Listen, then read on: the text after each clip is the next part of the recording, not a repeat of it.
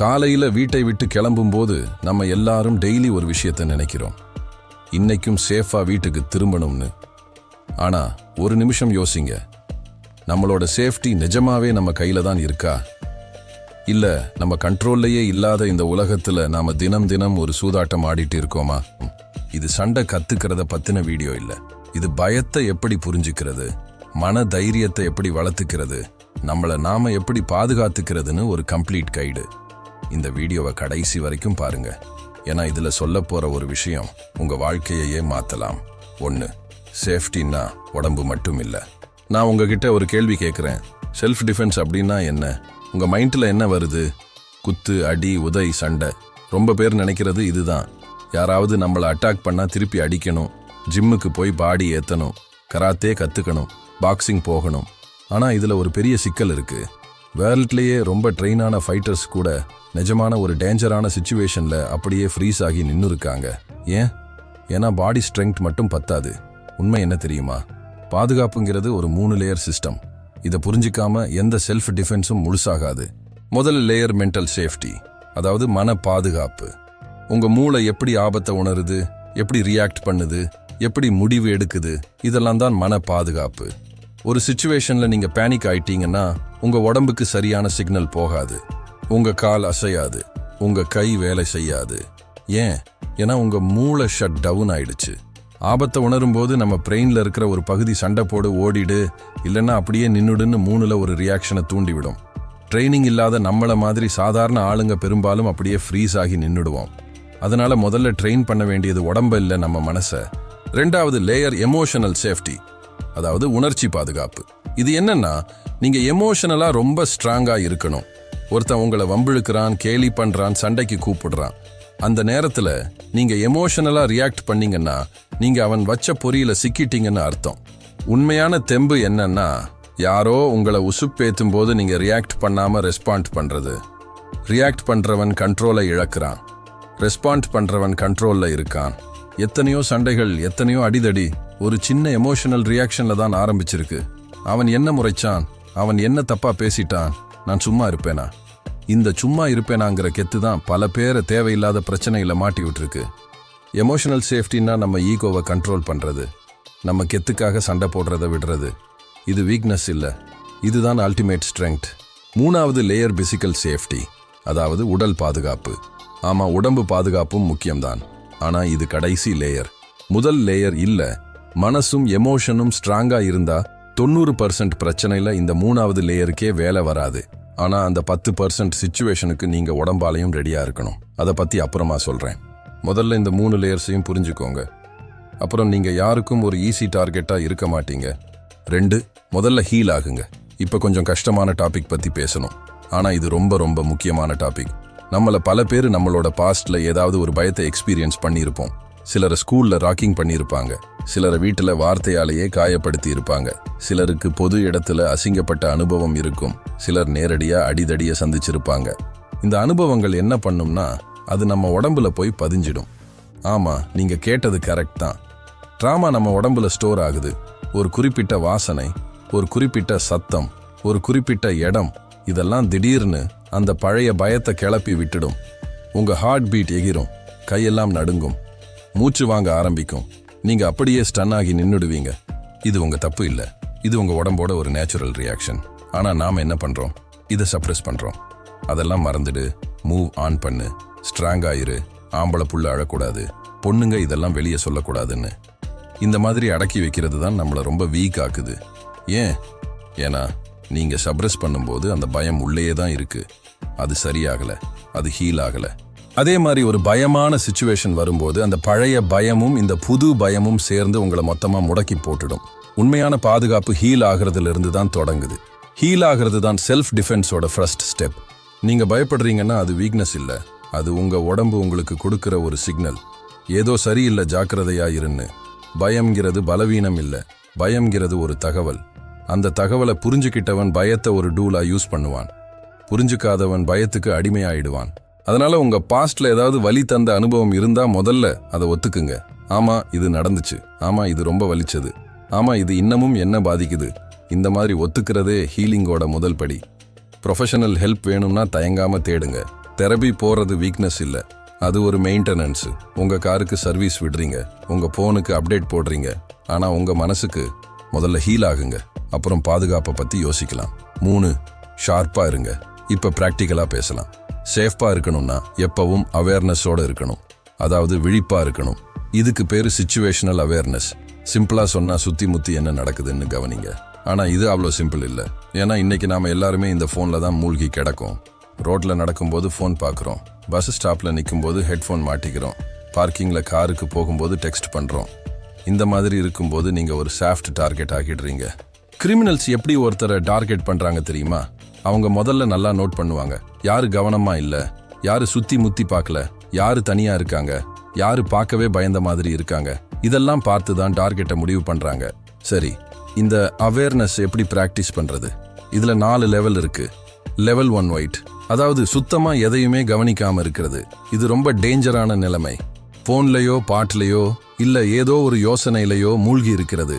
பெரும்பாலான அட்டாக்குகள் இந்த நிலைமையில தான் நடக்குது.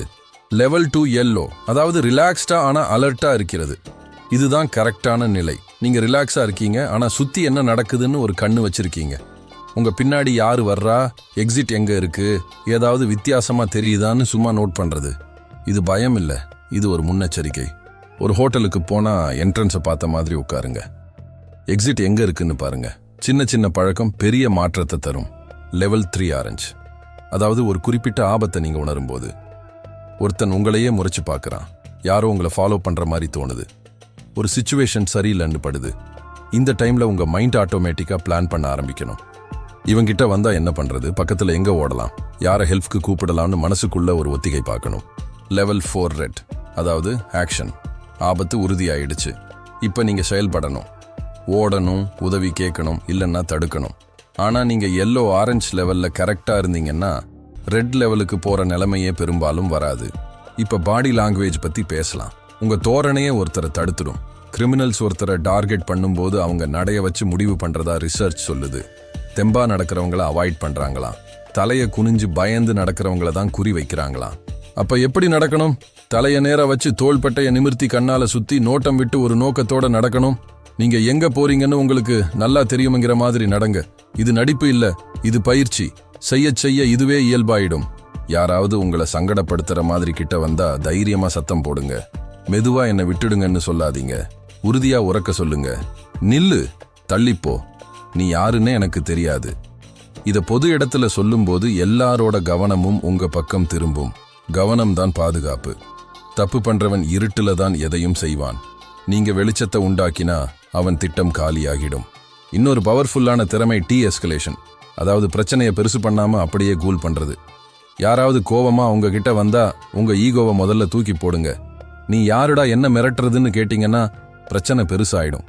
அதுக்கு பதிலா அமைதியான குரல்ல கையை விரிச்சு காட்டி, பாஸ் எனக்கு பிரச்சனை வேணாம், நான் போயிடுறேன்னு சொல்லுங்க. இது கோழைத்தனம் இல்ல, இது புத்திசாலித்தனம். இந்த டெக்னிக் வேலை செஞ்சா யாருக்கும் எந்த காயமும் இல்லாம பிரச்சனை முடியும். ஞாபகம் வச்சுக்கோங்க, சண்டையில ஜெயிக்கிறது நம்ம கோல் இல்ல, சேஃபா வீட்டுக்கு போறது தான் நம்ம கோல். 5, பாதுகாப்பு ஒரு கூட்டு முயற்சி. இப்ப வரைக்கும் நம்ம தனிப்பட்ட சேஃப்டியை பத்தி பேசணும். ஆனா ஒரு முக்கியமான உண்மை இருக்கு. சேஃப்டிங்கிறது ஒரு தனிப்பட்ட விஷயம் மட்டும் இல்ல. நீங்க மட்டும் சேஃபா இருந்தா பத்தாது. உங்க குடும்பமும் சேஃபா இருக்கணும், உங்க ஃப்ரெண்ட்ஸும் சேஃபா இருக்கணும், உங்க சமூகமும் சேஃபா இருக்கணும். ஏன்னா குற்றம் எங்க செழிக்குதுன்னா தனிமையில தான். ஒருத்தன் தனியா மாட்டிக்கிட்டான், சுத்தி யாரும் இல்ல, யாரும் கண்டுக்கல, அப்ப அவன் ஒரு ஈஸி டார்கெட். ஆனா ஒருத்தருக்கு ஒருத்தர் பாத்துக்கிற ஒரு சமூகத்துல குற்றத்துக்கு இடமே இல்ல. எப்படி ஒரு பாதுகாப்பான சமூகத்தை உருவாக்குறது? முதல்ல உங்க பக்கத்து வீட்டுல யார் இருக்காங்கன்னு தெரிஞ்சு வச்சுக்கோங்க. இது கொஞ்சம் பழைய காலத்து விஷயம் மாதிரி தோணலாம். ஆனா உங்க பக்கத்து வீட்டுக்காரருக்கு உங்களை தெரிஞ்சா உங்க வீட்டுல ஏதாவது வித்தியாசமா நடந்தா அவங்க கவனிப்பாங்க, அவங்க ரியாக்ட் பண்ணுவாங்க. 2வதா, பொது இடத்துல ஒருத்தர் பிரச்சனையில இருந்தா பார்த்துட்டு பார்க்காத மாதிரி போகாதீங்க. நேரடியா போய் உதவ முடியலன்னா கூட பரவாயில்ல, போலீஸ்க்கு ஃபோன் பண்ணுங்க, ஒரு வீடியோ எடுங்க, 4 பேர் கூப்பிட்டு கவனத்தை ஈருங்க. யாரோ நமக்கு என்னங்கிற மனப்பான்மை தான் இந்த உலகத்தையே பாதுகாப்பில்லாத இடமா மாத்துது. 3வதா, குழந்தைகளுக்கு சேஃப்டியை பத்தி சொல்லிக் கொடுங்க. இது குட் டஸ் பேட் டஸ் பத்தி சொல்லிக் கொடுங்க. வேணாம்னு சொல்றதுக்கு அவங்களுக்கு முழு உரிமை இருக்குன்னு புரிய வைங்க. பாதுகாப்பு கல்வியில இருந்து தான் தொடங்குது. 4வதா, உங்க அன்பானவங்களுக்கு இந்த தற்காப்பு விஷயங்களை சொல்லிக் கொடுங்க. உங்க மனைவி, தங்கை, அம்மா, மகள்களுக்கு இந்த அடிப்படை விழிப்புணர்வையும் சில தற்காப்பு முறைகளையும் சொல்லிக் கொடுங்க. நான் இருக்கேன், உனக்கு ஒன்னும் ஆகாதுன்னு சொல்றது ஆறுதலா இருக்கலாம். ஆனா நடைமுறையில நீங்க 24 மணி நேரமும் அவங்க கூட இருக்க முடியாது. அவங்க அவங்களையே பாத்துக்கிற அளவுக்கு திறமையா இருக்கணும். அவங்களுக்கு பலம் கொடுங்க, வெறும் பாதுகாப்பு மட்டும் கொடுக்காதீங்க. 5வதா, வன்முறைக்கு எதிராக குரல் கொடுங்க. வீட்டுல நடக்கிற அடிதடி, ஸ்கூல்ல நடக்கிற ராக்கிங், வேலை செய்யற இடத்துல நடக்கிற தொல்லை, இதெல்லாம் அவங்க பர்சனல் மேட்டர்னு தள்ளி விடாதீங்க. மௌனம் வன்முறைக்கு துணை போகும். குரல் வன்முறையை தடுத்து நிறுத்தும். நீங்க ஒருத்தருக்காக குரல் கொடுக்கும்போது பாதிக்கப்பட்டவங்களுக்கு நம்பிக்கை வரும், தப்பு பண்றவனுக்கு பயம் வரும், சமூகம் கொஞ்சம் பாதுகாப்பாகும். நீங்க ஒருத்தருக்கு சேஃப்டி பத்தி சொல்லி தந்தா அவங்க இன்னொருத்தருக்கு சொல்லி தருவாங்க, அவங்க இன்னொருத்தருக்கு. இது ஒரு சங்கிலி மாதிரி. ஒரு பாதுகாப்பான சமூகம் ஒரு பாதுகாப்பான நகரத்தை உருவாக்கும். ஒரு பாதுகாப்பான நகரம் ஒரு பாதுகாப்பான நாட்டை உருவாக்கும். கேட்கறதுக்கு பெருசா இருக்கலாம், ஆனா ஒவ்வொரு பெரிய மாற்றமும் ஒரு தனி மனுஷன்ல இருந்துதான் தொடங்குது. அந்த மனுஷன் நீங்களா இருக்கலாம். இந்த வீடியோ முழுக்க நாம என்ன பார்த்தோம்னு ஒரு சின்ன ரீகேப் பார்க்கலாம். 1, பாதுகாப்புக்கு 3 லேயர் இருக்கு. மனசு, உணர்ச்சி, உடம்பு. 3ம் ஸ்ட்ராங்கா இருக்கணும். 2 முதல்ல ஹீல் ஆகுங்க. பழைய காயங்களை உள்ளேயே வச்சுக்காதீங்க, அதை சரி பண்ணுங்க. 3 அவேர்னஸ் தான் உங்க பெஸ்ட் வெப்பன். சுத்தி முத்தி என்ன நடக்குதுன்னு கவனிங்க. 4 சண்டைங்கிறது கடைசி ஆப்ஷன் தான். முதல்ல தப்பிக்க பாருங்க, ஓட பாருங்க. முடியவே இல்லைன்னா மட்டும்தான் சண்டை, அதுவும் ஜெயிக்கிறதுக்கு இல்ல தப்பிக்கிறதுக்கு. 5 பாதுகாப்புங்கிறது ஒரு கூட்டு முயற்சி. நம்மளை சுத்தி இருக்கிறவங்களையும் நாம தான் பாதுகாப்பா வச்சுக்கணும். பாதுகாப்புங்கிறது ஒரு குத்து இல்ல, ஒரு உதை இல்ல, ஒரு ஆயுதம் இல்ல. பாதுகாப்புங்கிறது ஒரு மனநிலை, ஒரு விழிப்புணர்வு, ஒரு தயார் நிலை, ஒரு சமூக இயக்கம். நீங்க ஒவ்வொரு நாளும் சேஃபா வீட்டுக்கு திரும்புறது அது அதிர்ஷ்டம் இல்ல, அது ஒரு திறமை. அந்த திறமையை வளர்த்துக்கோங்க. உங்களுக்காக, உங்க குடும்பத்துக்காக, உங்க அன்பானவங்களுக்காக. உலகம் எப்பவும் பாதுகாப்பா இல்லாம இருக்கலாம், ஆனா நீங்க எப்பவும் தயாரா இருக்கலாம். அந்த தயார் நிலை தான் நீங்க உங்க மேல வச்சிருக்கிற உண்மையான அன்பு. இந்த வீடியோ உங்களுக்கு யூஸ்ஃபுல்லா இருந்துச்சுன்னா மறக்காம ஒரு லைக் போடுங்க. அப்பதான் இந்த வீடியோ நிறைய பேருக்கு போய் சேரும். உங்க குடும்பத்துல ஃப்ரெண்ட்ஸ் கிட்ட இதை ஷேர் பண்ணுங்க. ஏன்னா பாதுகாப்பு பத்தின கல்விதான் நீங்க ஒருத்தருக்கு கொடுக்கக்கூடிய பெஸ்டான கிஃப்ட். இது மாதிரி பிராக்டிகலான வீடியோக்கள் வேணும்னா நம்ம சேனலுக்கு சப்ஸ்கிரைப் பண்ணுங்க. அந்த பெல் பட்டனையும் தட்டி விடுங்க. கமெண்ட்ல சொல்லுங்க, இந்த வீடியோல எந்த பாயிண்ட் உங்களை ரொம்ப பாதிச்சது. உங்க பாதுகாப்பு உங்க கையில, அதை யாருக்காகவும் விட்டுடாதீங்க. அடுத்த வீடியோல பார்க்கலாம். சேஃபா இருங்க, ஷார்ப்பா இருங்க, ஸ்ட்ராங்கா இருங்க.